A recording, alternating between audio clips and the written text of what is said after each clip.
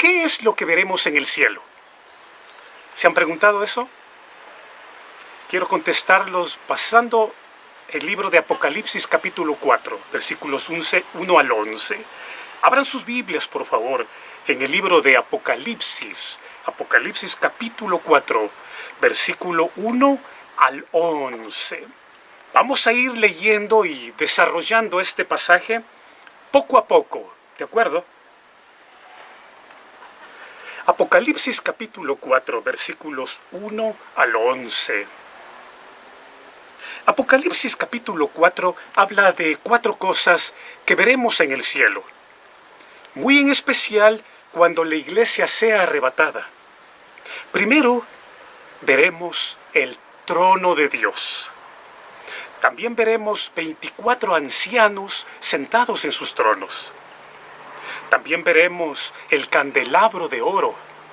Y finalmente, 4 seres vivientes llenos de ojos por delante y por detrás.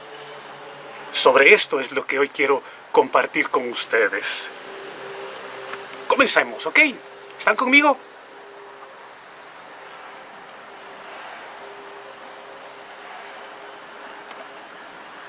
El versículo 1 empieza diciendo: después de estas cosas miré, y he aquí una puerta abierta en el cielo. Y la primera voz que oí como de trompeta hablaba conmigo diciendo: sube acá, y te mostraré lo que debe suceder después de esto. Juan fue llevado al cielo. Moisés, Elías, Pablo y muchos otros también fueron llevados al cielo. Y vieron cosas que ahora nos las son reveladas a ustedes y a mí, a todos nosotros. La puerta del cielo se abre en el Apocalipsis capítulo 4 para que el Señor Jesucristo salga a recoger a su iglesia. No solo el Señor fue a recoger a Juan, sino también que esta es una profecía que está por cumplirse, hermanos. Oremos, hermanos, para que seamos encontrados dignos de ser arrebatados y ser librados de todo lo que está por venir a esta tierra. Lo dice Lucas capítulo 21, versículo 36. El Señor levantará la iglesia de la tierra y de debajo de ella, y nos llevará a la nueva Jerusalén. Primera de Tesalonicenses capítulo 4 dice que con voz de mando, con voz de arcángel y con voz de trompeta de Dios, el Señor descenderá del cielo. Entonces los muertos en Cristo resucitarán primero. Luego nosotros, los que hayamos quedado, seremos arrebatados juntamente con ellos en las nubes, para recibir al Señor Jesús en el aire y para estar siempre con el Señor. Por tanto, alentaos los unos a los otros con estas palabras. Primera de Tesalonicenses 4. La trompeta que se oye en el Apocalipsis 4 es la misma trompeta descrita también en Primera de Tesalonicenses capítulo 4. Primera de Tesalonicenses capítulo 4, que acabamos de leerlo. Apocalipsis 4 y Tesalonicenses 4, memoricen esas 2 citas, por favor. Este trompetazo también aparece en Primera de Corintios capítulo 15, versículo 51, cuando el apóstol Pablo dice: he aquí os digo un misterio, no todos dormiremos, pero todos seremos transformados en un momento, en un abrir y cerrar de ojos, a la final trompeta. Porque se tocará la trompeta y los muertos serán resucitados incorruptibles, y nosotros seremos transformados. Porque es necesario que esto corruptible se vista de incorrupción, y esto mortal se vista de inmortalidad. Cuando suene la final trompeta, en ese momento se produce la resurrección de los santos. ¿Quiénes son los santos? Una señora católica entró en una iglesia evangélica y empezó a mirar las paredes, por aquí y por allá, como que buscaba algo. Y le preguntó a una señora que estaba limpiando las sillas: disculpe, ¿y dónde están los santos? Y ella le respondió, están por llegar, a las 9 vienen. Nosotros somos los que Él santificó y justificó. Millones de creyentes a lo largo de la historia, los que hemos esperado este glorioso momento, seremos transformados de este cuerpo humano a uno inmortal e incorruptible. Y entonces seremos arrebatados a la Nueva Jerusalén, donde pasaremos la eternidad entera. Los creyentes fallecidos de las generaciones pasadas se levantarán, dejarán sus tumbas y junto con la iglesia, los que hayamos quedado, los que aún estemos vivos, en un abrir y cerrar de ojos, dejaremos estos cuerpos corruptibles de carne que se deterioran, envejecen, enferman y mueren. Recibiremos un cuerpo celestial incorruptible, dice 1 Corintios capítulo 15. ¿Cuántos dicen amén? ¿Ah? Que así sea, Señor, que así sea. El versículo 1 finaliza diciendo, sube acá, ven al cielo. Y al instante estaba yo, Juan, en el Espíritu. Juan fue arrebatado al cielo. Esto es algo que a nosotros también nos sucederá. Un día sucederá eso. El Señor nos dirá, sube acá. Y al instante, en un parpadear, estaremos con Él. Hace unos pocos días, el Señor le dijo al padre de un muy buen amigo mío, sube acá. Ven al cielo. Yo creo que eso sucedió por una razón. El Señor dice, cree en el Señor Jesús y serás salvo tú y toda tu casa. Hermanos, el cielo es el cielo no solo por todo lo que allí hay. El cielo es el cielo porque Dios está allí. Pero también para mí el cielo es el cielo porque allí están nuestros seres queridos. Esa es nuestra esperanza. El Señor cumplirá su promesa. Amén. Los versículos 2 y 3 dicen, y al instante estaba yo en el Espíritu, y he aquí un trono establecido en el cielo, y en el trono uno sentado. El aspecto del que estaba sentado era semejante a piedra de jaspe y de cornalina. Y había alrededor del trono un arco iris, semejante en aspecto a la esmeralda. Esto, hermanos, que ustedes están viendo, es lo que veremos. Lo que está Juan describiendo es el momento mismo en el que la iglesia llega al cielo, luego de ser arrebatada.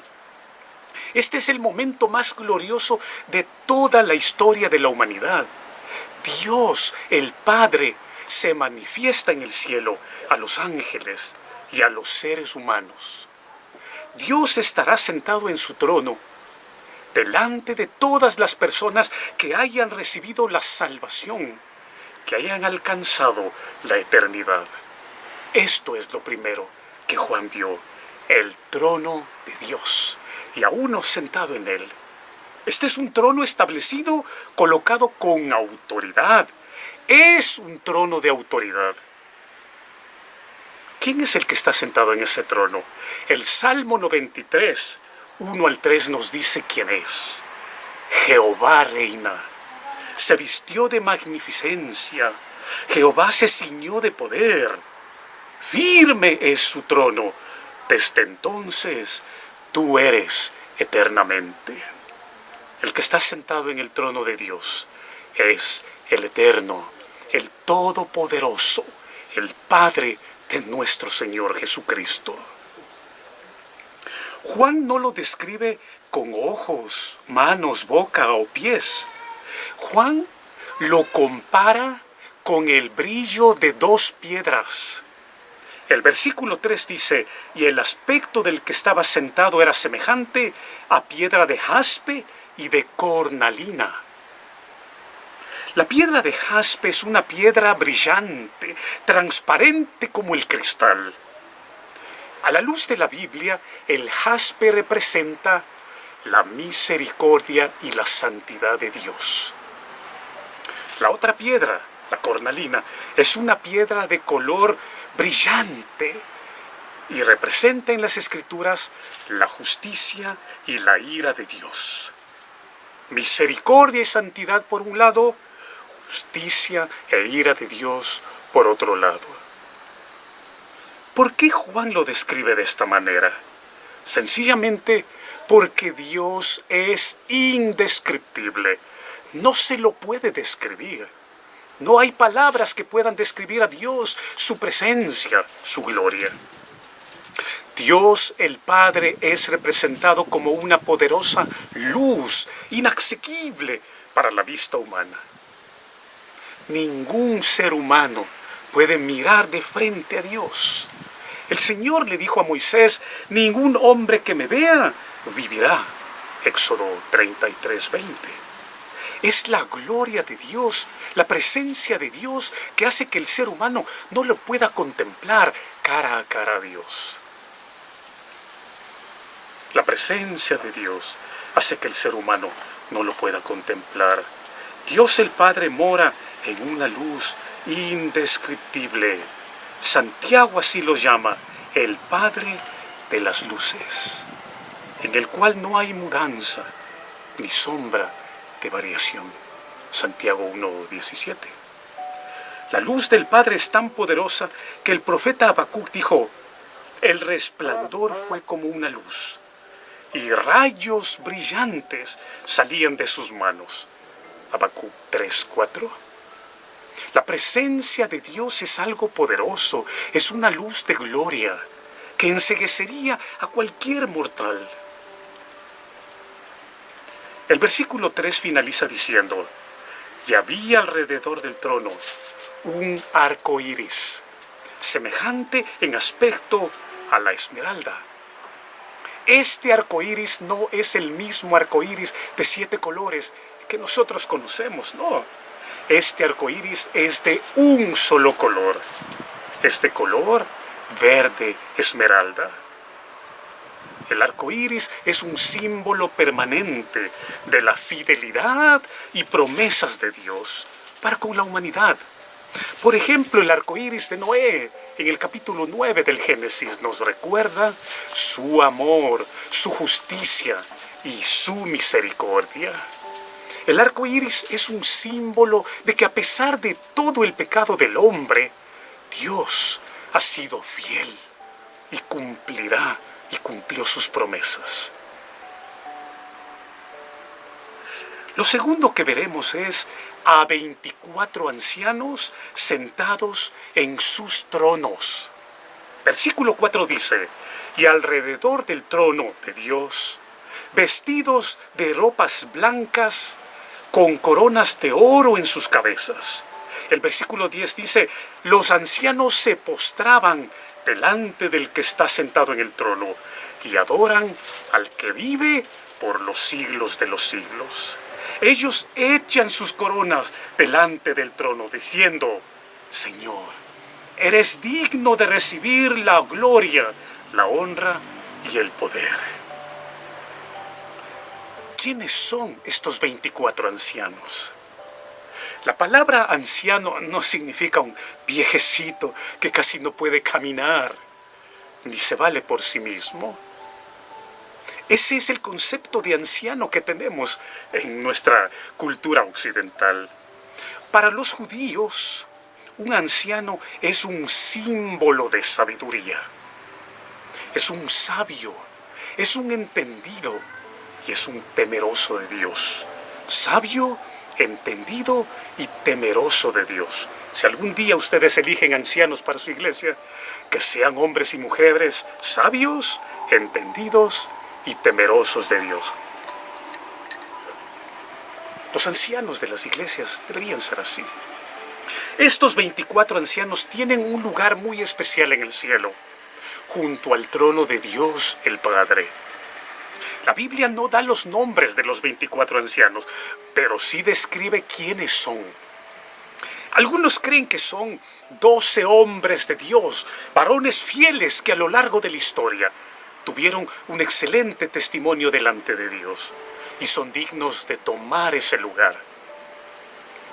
Por las vestiduras blancas y porque ellos arrojan sus coronas ante el Padre, podemos decir que los 24 ancianos representan a la iglesia.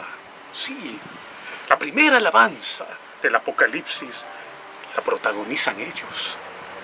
Apocalipsis 5:8 dice que los 24 ancianos se postraron, no solo ante el Padre, sino también ante el Cordero. Versículo 8. Y cuando hubo tomado el libro, los 4 seres vivientes y los 24 ancianos se postraron delante del Cordero. Todos ellos tenían arpas y copas de oro llenas de incienso, que son las oraciones de los santos. Ellos se postran, adoran, echan sus coronas y sus copas están llenas de oraciones. Dedícate a la oración, que tu copa esté rebosando de oración. Así es como deberíamos adorar al Padre y al Hijo, postrándonos, inclinando nuestro cuerpo, las rodillas y la frente en el piso. Esto es señal de rendición, de humillación. Abraham lo hizo así, colocó el rostro en el piso y adoró a Dios. Los 24 ancianos lo hicieron ordenadamente, uno tras otro. La adoración es algo personalizada e implica orden. El apóstol Pablo dice que en la iglesia, que las cosas que se hagan allí sean decentemente y en orden, con orden, como ustedes lo hacen. En el cielo habrá una adoración ordenada. Adorar no solo es cantar, adorar es obedecer. Cuando obedecemos a Dios, estamos adorándole. Y lo hacemos por amor, no por miedo. Lo hacemos con alegría y con sencillez de corazón. Algunos suponen que los 24 ancianos son los 12 patriarcas de las 12 tribus de Israel. Los 24 ancianos no pueden ser solo de Israel. Los 24 ancianos representan a la iglesia. Su vestimenta y las coronas que arrojan al Padre nos dicen que son la iglesia. Mateo 19:28 dice: cuando el Hijo del Hombre se siente en el trono de su gloria, vosotros que me habéis seguido, también os sentaréis sobre 12 tronos para juzgar a las 12 tribus de Israel. No son los patriarcas de las 12 tribus de Israel, es la iglesia. Hermanos, se nos concede estar sentados junto al trono de Dios. ¿Saben qué significa la palabra gracia? Gracia es un don inmerecido, así es. Pero también significa lo siguiente. Escuchen esto. Un rey escuchó de un muy buen soldado, fiel, valiente, luchador y que había ganado grandes batallas. El rey ordena construirle un trono igual al de él y ordena que le traigan a ese soldado ante su presencia. El rey le concede sentarse junto al trono del rey por algunos minutos. Allí el rey comparte con él su tiempo y parte de su vida. El rey le permite estar en su presencia. A eso se lo llama la gracia. Un don, un regalo, algo inmerecido. Los 24 ancianos representan a la iglesia, los que por gracia fuimos salvados. A nosotros se nos concederá compartir junto al trono de Dios nuestro Padre Celestial. Y no solo por unos minutos, sino también por toda la eternidad. ¿Eres tú un soldado fiel, valiente, que está al servicio del Rey de Reyes, del Señor de Señores? ¿Eres un soldado que ha luchado y ha ganado grandes batallas? Apocalipsis 3:21 dice: al que venciere la carrera de la fe, le daré que se siente conmigo en mi trono, así como yo he vencido, dice Jesús, y me he sentado con mi Padre en su trono. Ese es el lugar de honor. Guarden la fe. Es un lugar de eminencia para los que vencieron y guardaron la fe. ¡Qué maravilloso! La Biblia dice en Romanos 8: he peleado la buena batalla, he terminado la carrera, he guardado la fe. En el futuro me está reservado la corona de justicia que el Señor, el juez justo, me entregará en aquel día.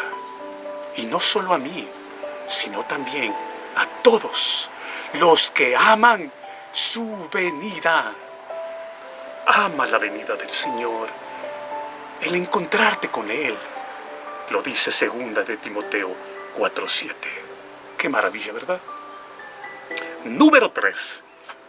Lo tercero que veremos es el original candelabro de oro con las 7 lámparas de fuego.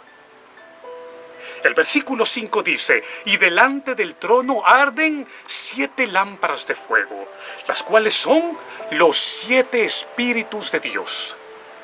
Lo que veremos es la famosa menorá, uno de los símbolos más sagrados del pueblo de Israel. La palabra menorá viene de la palabra Moriah, el monte donde Abraham iba a sacrificar a su hijo Isaac. La menorá tiene 7 lámparas de fuego, cada una con sus respectivos nombres: Bereshit, Pará, Elohim, Ed, Hashamaín y otro más.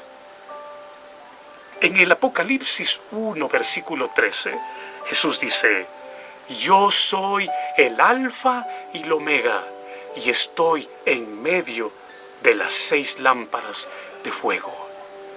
La menorá o candelabro es una de las manifestaciones más impresionantes del Mesías. Me encantaría compartir un día sobre ello con ustedes. La primera palabra del candelabro es Bereshit y significa manifestación. ¿Manifestación de qué? Manifestación del Mesías. Los 7 brazos de la menorá representan también las 7 fiestas de Israel: Pesaj, Shavuot, Sukkot, Shabbat, Yom Kippur, Yom Teruah, Bikurim.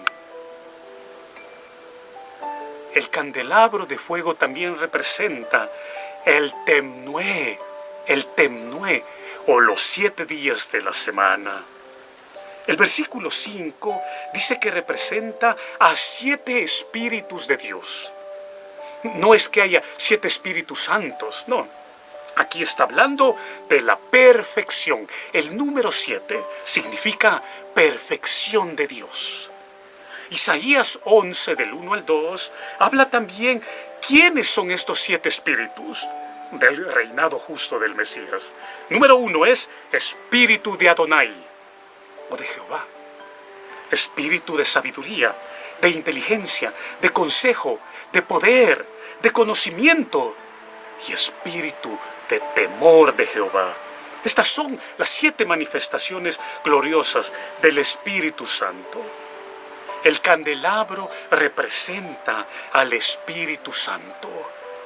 El profeta Zacarías, en el capítulo 4, observa un candelabro con sus depósitos de aceite alrededor y se pregunta: ¿qué es esto, Señor mío? Y el ángel le dice: ¿no sabes lo que es esto? Esta es la palabra del Señor a Zorobabel, no con ejército ni con fuerza, sino con mi espíritu. Así ha dicho el Señor de los ejércitos. El candelabro es la representación del Espíritu Santo. Dios el Padre está sentado en el trono y el Espíritu Santo está delante del trono del Padre. Y finalmente, número 4. Hermanos, esto no termina aquí. La cuarta cosa que veremos es, versículo 6, Apocalipsis 4. Y delante del trono había como un mar de vidrio, semejante al cristal, y junto al trono y alrededor del trono, 4 seres vivientes llenos de ojos delante y por detrás. ¿Qué significa todo esto? Versículo 7. El primer ser viviente era semejante a un león. El segundo, semejante a un becerro. El tercero tenía el rostro como de hombre, dice. Y el cuarto era un águila volando. Los 4 seres vivientes tenían cada uno 6 alas, y alrededor y por dentro estaban llenos de ojos. Y no cesaban día y noche de decir: Kadosh, Kadosh, Kadosh, Adonai, Elohim, Sebaot. Santo, santo, santo es el Señor Dios Todopoderoso, el que era, el que es y el que ha de venir.